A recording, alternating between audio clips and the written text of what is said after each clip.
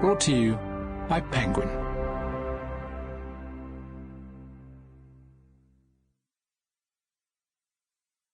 The Witness by Simon Kernick. Read by Paul Thornley, Diana Kent and Jonathan Keeble. Prologue. Now. The gunshot explodes in my ears, the bullet hitting the floor only inches from my head, and although I'm sitting on the floor, I actually jump, letting loose a terrified gasp. I'm scared. Jesus, I'm scared. Tell me the truth or the next bullet takes you, demands the gunman. He's barely standing 2 meters from me, the smoking pistol pointed at my head. His eyes are alive with hatred and anger, and I know he means what he says. He will kill me. It is the truth, I tell him with more confidence than I'm feeling. Bullshit, he snaps, his gun hand steady. Last chance, I will kill you without question. The room stinks of death. A man lies sprawled against a kitchen unit opposite me, his face and body a mask of blood. He doesn't move, nor does the woman lying on her side behind the gunman.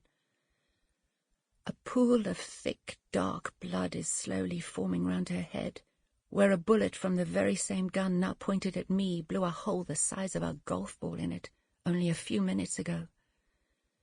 I open my mouth to speak, knowing I'm going to have to give this man the information he's looking for, even though it will cost me everything. And then I hear it.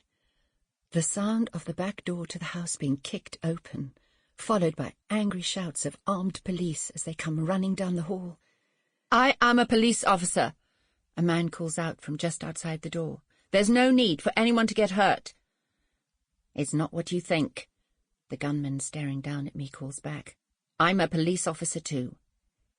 Then we can sort this out, says the other man. The next second they're in the room, 2 men in plain clothes, their guns pointing at the gunman covering me.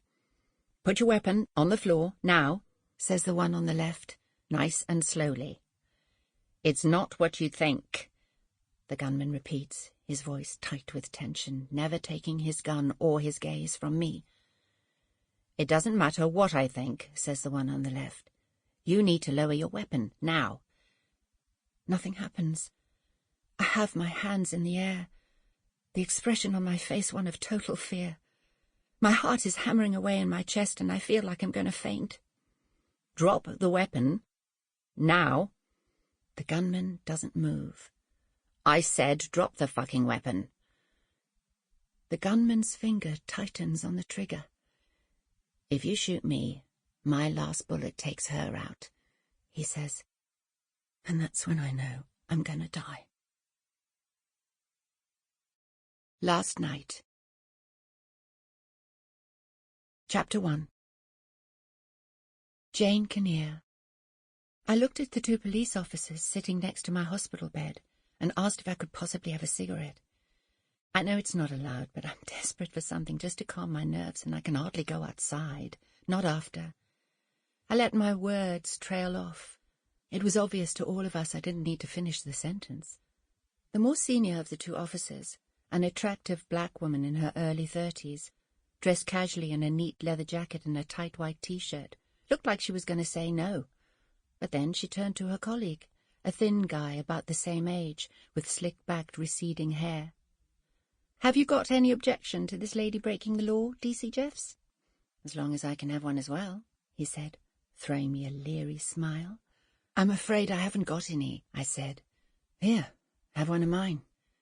DC Jeffs pulled a pack of silk cut from his jacket pocket and lit 2, handing one to me. I took the cigarette with shaking hands and a murmured thank you and sucked deep. It tasted good. I blew the smoke upwards towards the ceiling and took 2 more long puffs while they waited patiently, before tapping the ash into an empty plastic cup by my bed. Finally, feeling calm for the first time that night, I turned to the black detective, who'd introduced herself to me as D.S. Angie Abbott.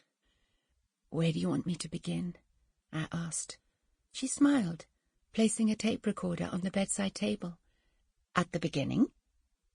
I nodded slowly, steeling myself against what... Sample complete. Ready to continue?